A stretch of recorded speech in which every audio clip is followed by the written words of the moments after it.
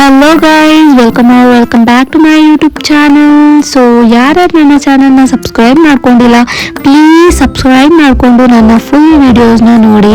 So ಇವತ್ತು ನಾವು ಹೊಟ್ಟಿರೋದು ಗೋಬಿ ತಿನ್ನಕ್ಕೆ ಗೈಸ್. ಗೋಬಿ ತಿಂದು ಎಷ್ಟೋ ದಿನ ಆಗೋಯ್ತು ಗೈಸ್. ಅದಕ್ಕೆ ಊರಿಗೆ ಇಲ್ಲಿಗೆ ಅಂತ ಸುತ್ತಾಡ್ತಿದ್ನ. ಅದಕ್ಕೆ ನಮ್ಮ ಬೆಂಗಳೂರಿಗೆ ಬಂದು ಗೋಬಿ ತಿನ್ನೋಷ್ಟು ಯಾವುದು ಚೆನ್ನಾಗೇ ಇರಲ್ಲ ಗೈಸ್.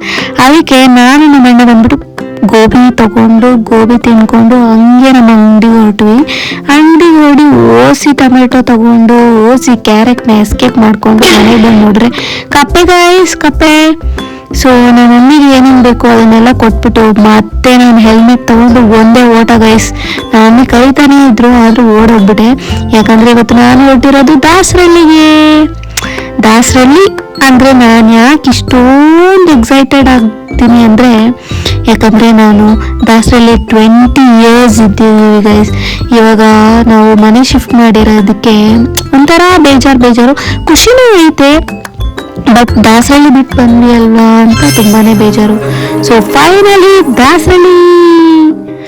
ದಾಸರಳ್ಳಿಗೆ ಬಂದ್ಬಿಟ್ಟು ಏನು ಮಾಡಲ್ಲ ಗೈಸ್, ಸುಮ್ಮನೆ ನಮ್ಮ ಹಳೆ ಮನೆ ಹತ್ರ ಸುತ್ತಾಡ್ಕೊಂಡು ಹಂಗೆ ದಾಸರಳ್ಳಿ ಜನನೆಲ್ಲ ನೋಡ್ಕೊಂಡು ಹೋಗೋದು ಅಷ್ಟೇ. ಆಮೇಲೆ ಫೀಲ್ ಮಾಡಿ ನನ್ಗೆ ಹೊಟ್ಟೆನೇ ಹಸ್ಬಿಡ್ತು ಗೈಸ್. ಇವಾಗ ತಾನೇ ಗೋಬಿ ತಿಂದಿದ್ದೆ, ಮತ್ತೆ ಹೊಟ್ಟೆ ಹಸಿನ ಅಂತ ನೀವು ಅನ್ಕೋಬಹುದು. ದಾಸರಳ್ಳಿಗೆ ಬಂದ್ಬಿಟ್ಟು ಹೊಟ್ಟೆ ಹಸಿತಿಲ್ಲ ಅಂದ್ರೆ ಏನ್ ಗೈಸ್ ಲೆಕ್ಕ.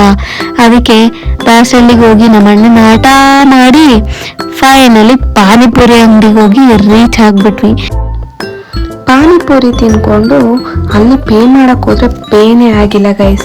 ಆಮೇಲೆ ಟ್ರೈ ಮಾಡಿ ನನಗೆ ಭಯನೇ ಆಗೋಯ್ತು, ಪೇ ಆಗ್ತಿರ್ಲಿಲ್ಲ. ಆಮೇಲೆ ಫೈನಲಿ ನಮ್ಮ ಅಣ್ಣನ ಪೇ ಆಯಿತು, ಪೇ ಮಾಡಿದ್ವಿ. ಆಮೇಲೆ ದಾರಲ್ಸಿಗೆ ಹೋಗಿ ದೇವ್ರನ್ನೆಲ್ಲ ಕೈ ಮುಕ್ಕೊಂಡು ಮನೆಗೆ ರೀಚ್ ಆದ್ವಿ. ಮನೆಗೆ ರೀಚ್ ಆಗಿದ ತಕ್ಷಣ ನಮ್ಮಮ್ಮ ಕೇಳಿದ ಪ್ರಶ್ನೆನೇ ಒಂದು, ಇವತ್ತು ಊಟ ಮಾಡ್ತೀರಾ ಇಲ್ವಾ? ಯಾಕಂದ್ರೆ ನಾವು ಹೊರಗಡೆ ಹೋದ್ರೆ ಏನಾದ್ರೂ ಸ್ನ್ಯಾಕ್ಸ್ ತಿನ್ಬಿಟ್ಟೆ ಗೈಸ್ ಮನೆಗೆ ಬರೋದು. ಸೊ ಇವತ್ತಿನ ವಿಡಿಯೋ ಇಲ್ಲಿಗೆ ಎಂಡ್ ಮಾಡ್ತಿದ್ದೀನಿ.